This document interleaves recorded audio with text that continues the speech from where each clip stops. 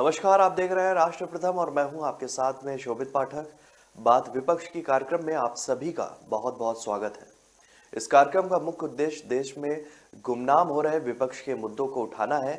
हालांकि हम वर्तमान सरकारों के द्वारा अच्छे कामों का भी जिक्र करेंगे। इस कार्यक्रम में हम समय समय पर कुछ मेहमानों को भी शामिल करते रहेंगे। आपको बता दें कि देश में कई ऐसे मजबूत मुद्दे हैं जिन पर आज बात होना बंद हो गई है या फिर उन मुद्दों पर बात ना के बराबर होती है।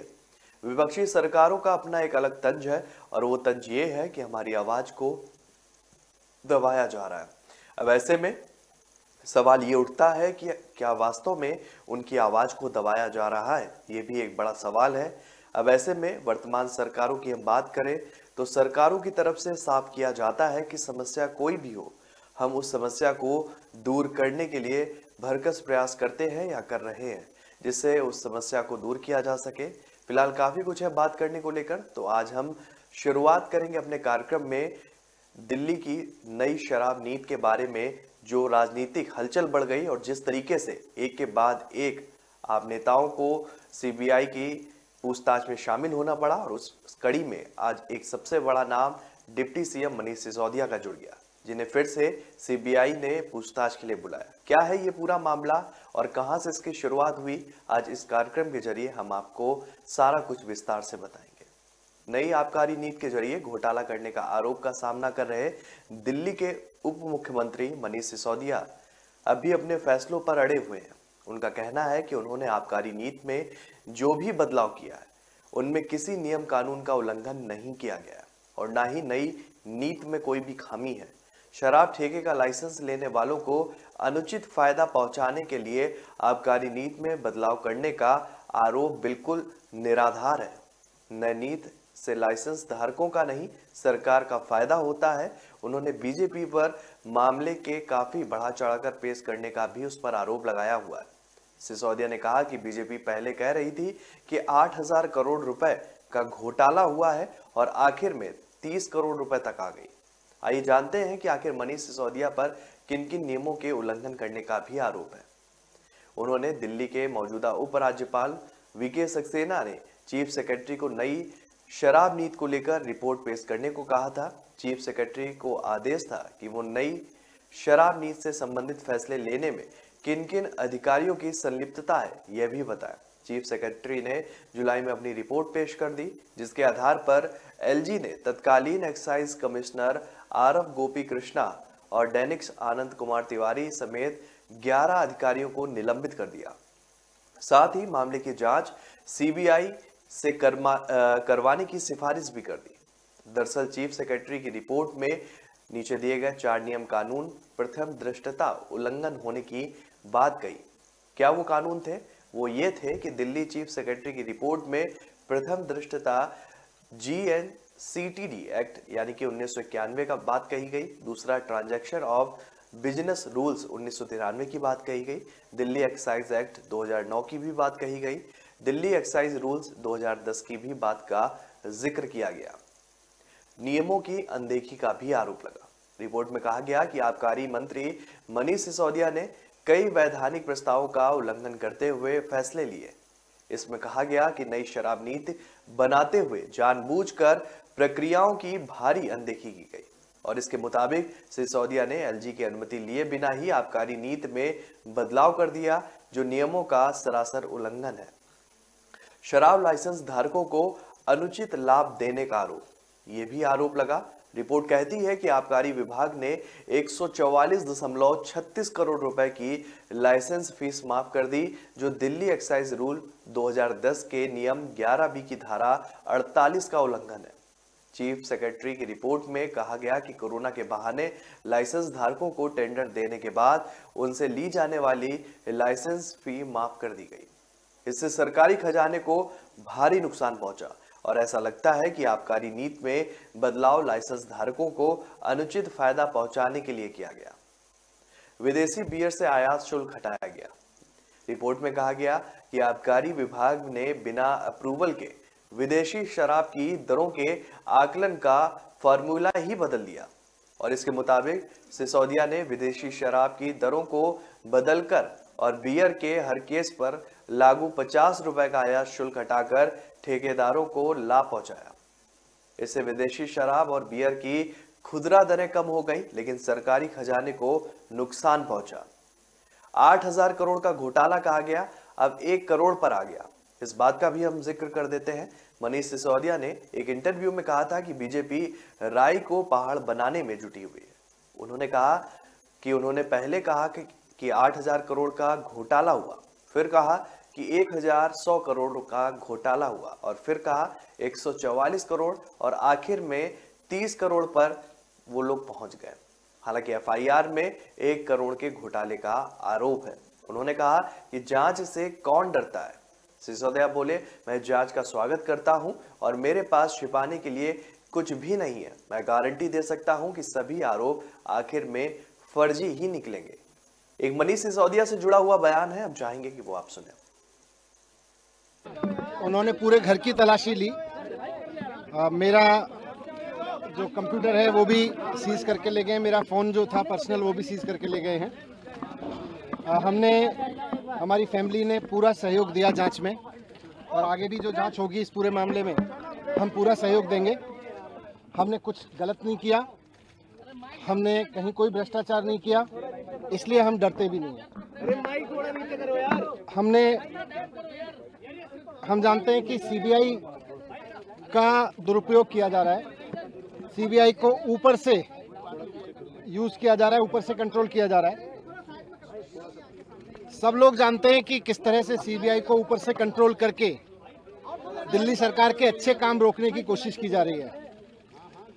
हम लोग ईमानदार लोग हैं, कट्टर ईमानदार लोग हैं, ईमानदारी से काम करते आए हैं। पिछले 7-8 साल से जब से राजनीति में आए, ईमानदारी की राजनीति करते आए हैं। हमने कहीं कुछ गलत नहीं किया और आगे भी करते रहेंगे। हमने बहुत ईमानदारी से काम करते हुए दिल्ली में स्कूल बनवाए और लाखों बच्चों का भविष्य संवारा है। हमने ईमानदारी से काम करते हुए अस्पताल बनवाए हैं, लाखों लोगों को इलाज मिला है, लाखों लोगों की दुआएं हैं, लाखों बच्चों की, उनके पेरेंट्स की दुआएं हैं। हम उनके लिए काम करते रहेंगे। केंद्र सरकार जितना दुरुपयोग करना चाहे सीबीआई का कर ले, क्योंकि हमने कुछ गलत नहीं किया, इसलिए हमारा कुछ नहीं बिगाड़ सकते। ये लाख रोकने की कोशिश करें, लेकिन स्कूल अस्पताल का काम, लोगों को अच्छी शिक्षा देने का काम, अच्छा इलाज देने का काम दिल्ली सरकार रोकेगी नहीं। व्यवहार सबका बहुत अच्छा था। पूछताछ के लिए बुलाया क्या? नहीं। तो बयान था, उसमें लगातार वो जिक्र करते हुए दिख रहा है कि सीबीआई का दुरुपयोग किया जा रहा है और लगातार जो है हमने अच्छे काम किए, हमारी सरकार अच्छा काम कर रही है, इसलिए जो केंद्र में बैठी भाजपा सरकार है वो हमसे डर गई है और इसीलिए जांच एजेंसियों को हमारे पीछे लगा दिया है। हमने कोई भी गलत काम नहीं किया, हम हर जांच का सामना करने के लिए भी तैयार हैं। कुछ दिनों पहले मनीष सिसोदिया ने अपने एक ट्विटर हैंडल पर जो है एक प्रधानमंत्री मोदी का वो बयान भी शेयर किया था और वो वीडियो भी शेयर किया था। हम चाहेंगे अभी आपको दिखाएंगे कि उसमें प्रधानमंत्री मोदी जब गुजरात के मुख्यमंत्री थे और केंद्र में यूपीए की सरकार थी, तब वो आरोप लगा रहे हैं कि सीबीआई का दुरुपयोग किया जा रहा है। उसको लेकर भी मनीष सिसोदिया ने वो वीडियो जो है अपनी प्रोफाइल पे कुछ दिनों पहले शेयर किया था और कहा था कि हवा के बदलने से लोगों का रुख बदल जाता है। ये वीडियो जो है इसका जीता जागता उदाहरण है। हम चाहेंगे कि वो वीडियो भी आप देखें।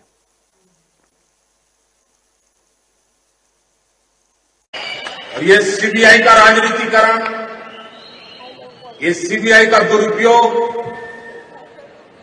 निर्दोष लोगों को परेशान करने के लिए सीबीआई का अनाप शनाप कारनामे जो चलाए जा रहे हैं, और कभी न कभी तो आपको हिंदुस्तान की जनता को जवाब देना पड़ेगा।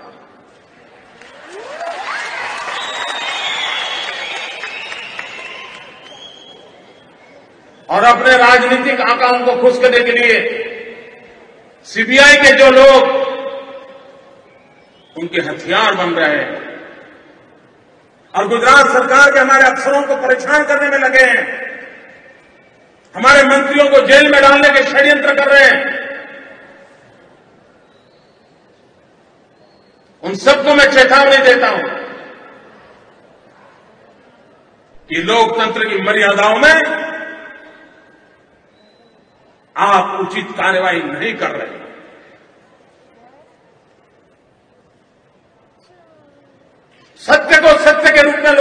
सामने लाना चाहिए। झूठ फैला करके गुजरात को तबाह करने के कारनामे बंद होने चाहिए और अब देश को सीबीआई पर कोई भरोसा नहीं रहा। सीबीआई राजनीतिक कामों पर जुटी हुई है। ये बयान तो पुराना था, लेकिन मनीष सिसोदिया ने इस जो प्रधानमंत्री मोदी का ये उस समय का भाषण है जब वो गुजरात के मुख्यमंत्री हुआ करते थे, और उन दिनों भी सीबीआई की रेड जो है वो गुजरात में कई मंत्रियों, कई अधिकारियों के घर पर हुई थी। उस दौरान जो है मुख्यमंत्री के तौर पर नरेंद्र मोदी ने ये सार्वजनिक मंच से ये भाषण किया था और सीबीआई के दुरुपयोग करने की बात कही थी। इसी वीडियो को मनीष सिसोदिया ने कुछ दिनों पहले अपने ट्विटर पर साझा किया। उन्होंने कहा कि हवाएं बदलने से लोगों का रुख बदल जाता है। इशारा प्रधानमंत्री मोदी की तरफ था कि ये वही वीडियो है जिसमें वो जिक्र करते हुए दिख रहे हैं कि केंद्र की सरकार जो है सीबीआई का दुरुपयोग कर रही है और आज वो खुद सत्ता पर बैठ गए हैं, यानी कि भारतीय जनता पार्टी केंद्र सरकार में आ गई है और आज वो जो है हर तरीके से सीबीआई जांच एजेंसियों का दुरुपयोग कर रही है। सिसोदिया का आरोप है कि तत्कालीन एलजी के यू टर्न से बहुत गड़बड़ी हुई है। सिसोदिया का कहना है कि सारी गड़बड़ी तत्कालीन उपराज्यपाल अनिल बैजल के अचानक पलटी मारने से हुई। उन्होंने आबकारी नीति पर यू टर्न लेते हुए प्रावधान कर दिया कि शराब के लाइसेंस धारकों को नई जगहों ठेका खोलने के लिए एमसीडी और डीडीए से अनुमति लेनी होगी। उन्होंने पिछले महीने सीबीआई को भी चिट्ठी लिखकर इसकी शिकायत की और कहा कि अनिल बैजल के अचानक फैसला बदलने के पीछे की मंशा की जांच होनी चाहिए। उधर आप प्रवक्ता सौरभ भारद्वाज ने एक प्रेस कॉन्फ्रेंस में दावा किया था कि 31 जगहों पर एक साथ छापेमारी में लगे सीबीआई के 900 अधिकारियों को 14 घंटे की तलाश में भी कुछ हाथ नहीं लगा। उन्होंने कहा था कि वो नगद रुपया, ज्वेलरी या बेनामी संपत्तियों के दस्तावेज आदि ढूंढ रहे थे, लेकिन उनके हाथ कुछ भी नहीं आया क्योंकि कुछ था ही नहीं। उन्होंने अपने इस दावे का आधार बताया कि अगर सीबीआई को कुछ हाथ लगता तो वह प्रेस कॉन्फ्रेंस करके सारे एक एक चीज बताती कि उसने क्या क्या जब्त किया है। आपको यह भी बता देते हैं कि नई नीति में क्या बदलाव हुआ, कब हुआ, लागू कब हुई और कब ये वापस हो गई। आपको बता दें कि दिल्ली में 17 नवंबर 2021 को नई शराब नीति लागू हो गई थी। इस नीति में 100% शराब ठेके प्राइवेट प्लेयर्स के हाथों दे दी गई और इसके पहले 40% दुकान खोलने की अनुमति ही प्राइवेट ठेकेदारों को दी गई थी। 60% शराब ठेके सरकारी थे। 2 मई 2022 को दिल्ली सरकार के मंत्री समूह से पारित नई नीति में शराब की होम डिलीवरी, रात के 3 बजे तक शराब के ठेके खुले रखने और लाइसेंस धारकों को शराब पर अनलिमिटेड डिस्काउंट देने की छूट जैसे प्रस्ताव किए गए थे। दिल्ली में नई शराब नीति से सरकारी खजाने को हुए संभावित घाटे की जांच दिल्ली पुलिस की आर्थिक अपराध शाखा ने शुरू की।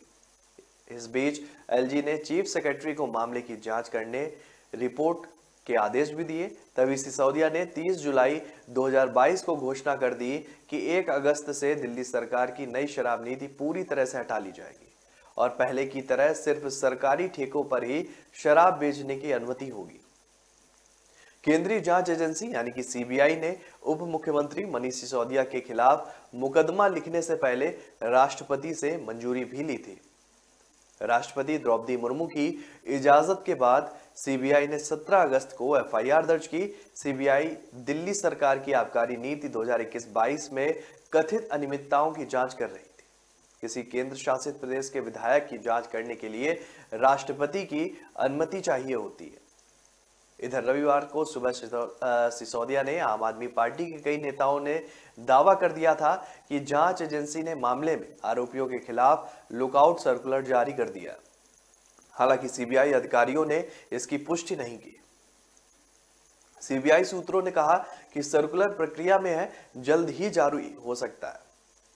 एलओसी जारी होने के बाद आरोपी देश छोड़कर भी नहीं जा सकेंगे। सिसोदिया ने केंद्र की नरेंद्र मोदी सरकार पर ट्विटर के जरिए कई बार हमले बोले।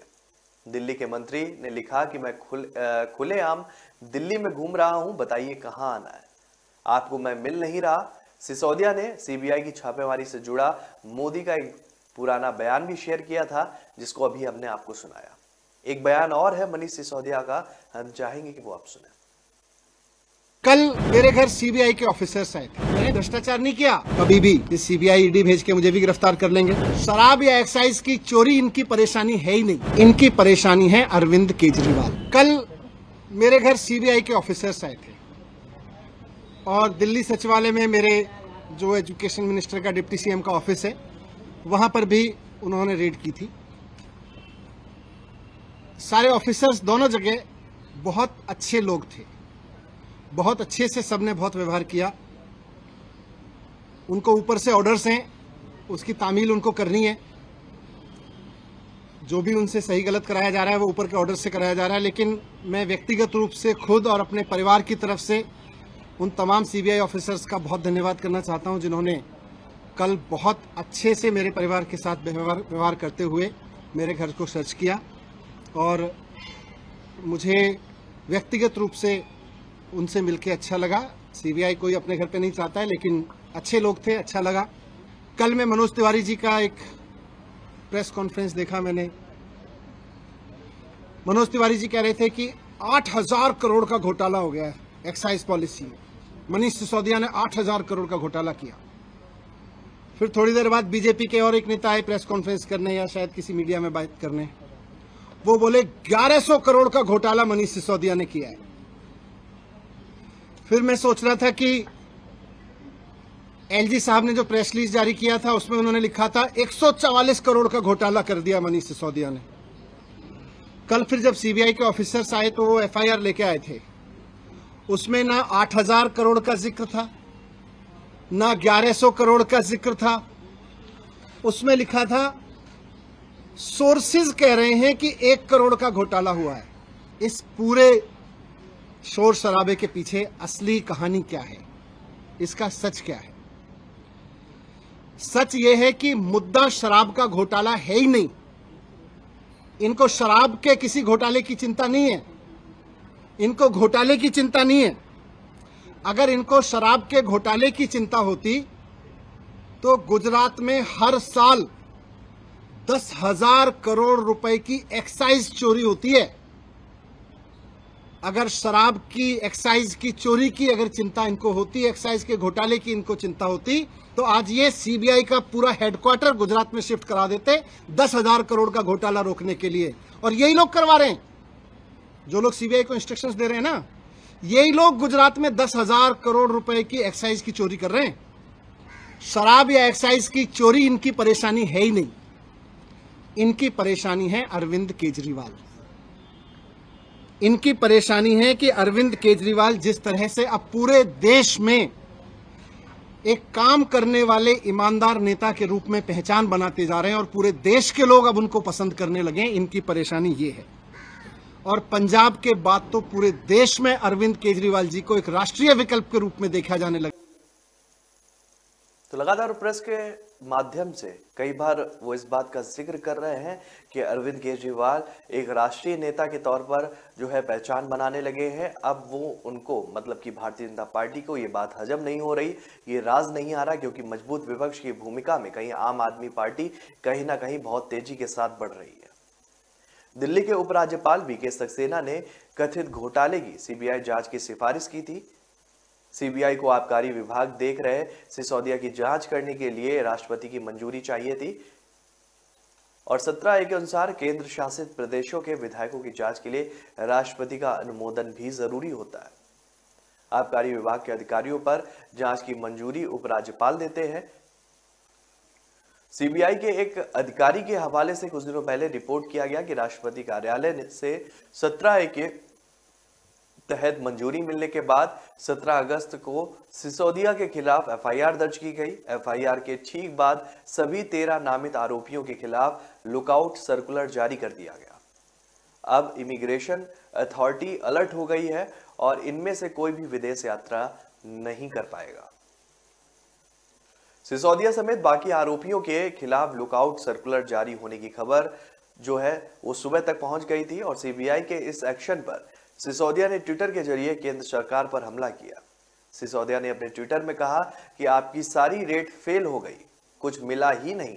एक पैसे की हेरफेर हमने नहीं की है। अब आपने लुकआउट नोटिस जारी कर दिया है कि मनीष सिसोदिया मिल नहीं रहा है। ये क्या नौटंकी है मोदी जी? मैं खुलेआम दिल्ली में घूम रहा हूं, बताइए कहां आना है आपको, मैं मिल नहीं रहा हूं। सिसोदिया ने मोदी का एक पुराना वीडियो भी शेयर किया था जिसमें वो सीबीआई के बारे में कहते हुए दिख रहा है। दिल्ली के मुख्यमंत्री अरविंद केजरीवाल ने भी ट्वीट किया था कि केंद्र सरकार बेरोजगारी और महंगाई से लड़ने के बजाय पूरे देश से लड़ रही है। केजरीवाल ने कहा कि रोज सुबह उठकर सीबीआई ईडी का खेल शुरू कर दिया जाता है। सीबीआई ने 31 जगहों पर अभी तक छापेमारी की थी और छापेमारी के घेरे में सिसोदिया के अलावा दिल्ली सरकार के कुछ अधिकारियों के ठिकाने भी थे।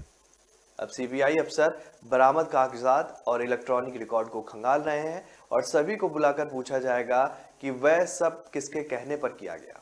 अधिकारियों के अलावा सिसोदिया को भी पूछताछ के लिए जल्द ही बुलाया जा सकता है। गिरफ्तारी से भी इनकार फिलहाल तो नहीं किया जा रहा है। दिल्ली के उप मुख्यमंत्री मनीष सिसोदिया का एक बयान और भी है, हम चाहेंगे कि वो आप सुने। आज मुझे सीबीआई में बुलाया है।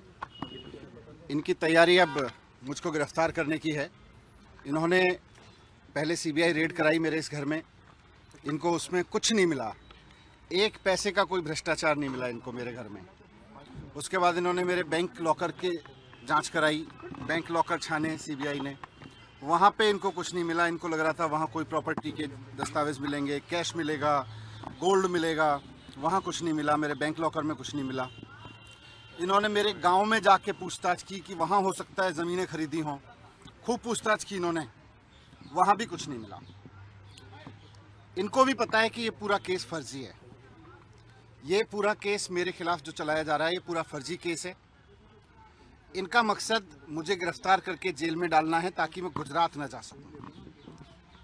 गुजरात में भारतीय जनता पार्टी पूरी तरह से हार रही है और इसीलिए ये डरी हुई है, इसीलिए आज ये मुझको भी। दिल्ली के उप मुख्यमंत्री मनीष सिसोदिया अपने यहां सीबीआई के छापे के अगले ही दिन मीडिया के सामने आए थे और सिसोदिया ने आरोप लगाया था कि आम आदमी पार्टी के राष्ट्रीय संयोजक अरविंद केजरीवाल को रोकने के लिए साजिश के तहत मेरे घर पर छापेमारी की गई। इन लोगों की चिंता अरविंद केजरीवाल है जो राष्ट्रीय स्तर पर विकल्प के रूप में उभरे हैं।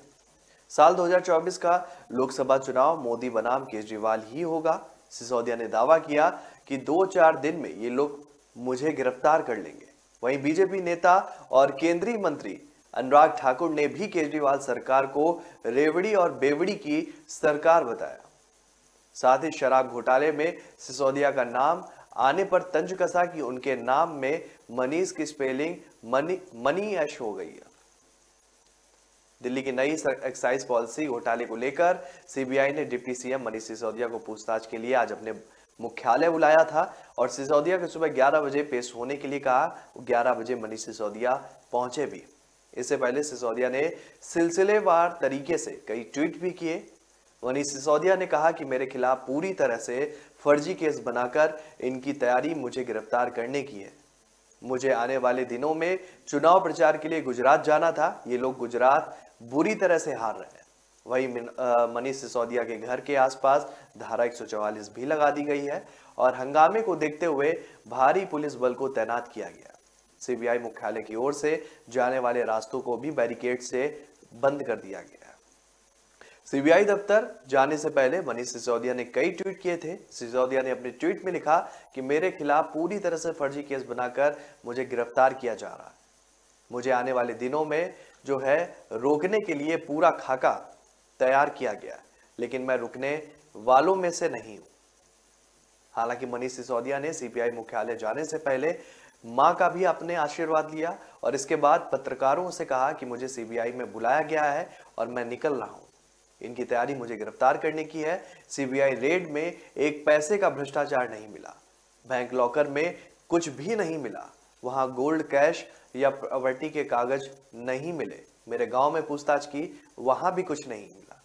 इन्हें पता है कि पूरा केस फर्जी है और इनका मकसद सिर्फ मुझे गिरफ्तार करके जेल में डालना है ताकि मैं आने वाले जिन जिन राज्यों में चुनाव होने हैं वहां पर चुनाव अभियान ना कर पाऊं। बीजेपी पूरी तरीके से डर गई है और गुजरात में जब भी गया तो वहां के स्कूलों और अस्पतालों की हालत खराब है। गुजरात के लोगों को उम्मीद है कि अरविंद केजरीवाल जी से गुजरात से आम आदमी पार्टी की सरकार बनाओ तो वहां भी दिल्ली की तर्ज पर काम किया जाएगा। गुजरात के लोगों को भरोसा है, इसलिए बीजेपी मुझे जेल में डालना चाहती है। मुझे जेल में डाल देंगे तब भी बच्चा बच्चा चुनाव लड़ रहा है। ये मेरे परिवार का प्यार और आशीर्वाद है। ईमानदारी से काम करते हैं और भगत सिंह की तरह काम कर रहे हैं। गुजरात में भी काम किया जाएगा। तो लगातार एक के बाद मनीष सिसोदिया ने कई ट्वीट भी किए थे आज सुबह जो है सीबीआई मुख्यालय जाने से पहले। इसके बाद पत्रकारों के सवाल के जवाब भी दिए और लगातार वो आज से नहीं, जब से ही ये जो नई शराब आबकारी नीति को लेकर जब ये उठापटक देखने को मिली, तब से ही जो है डिप्टी सीएम इस बात का जिक्र कर रहे हैं कि मुझे गलत फंसाया जा रहा है। हालांकि केस चल रहा है, सीबीआई उनसे पूछताछ कर रही है।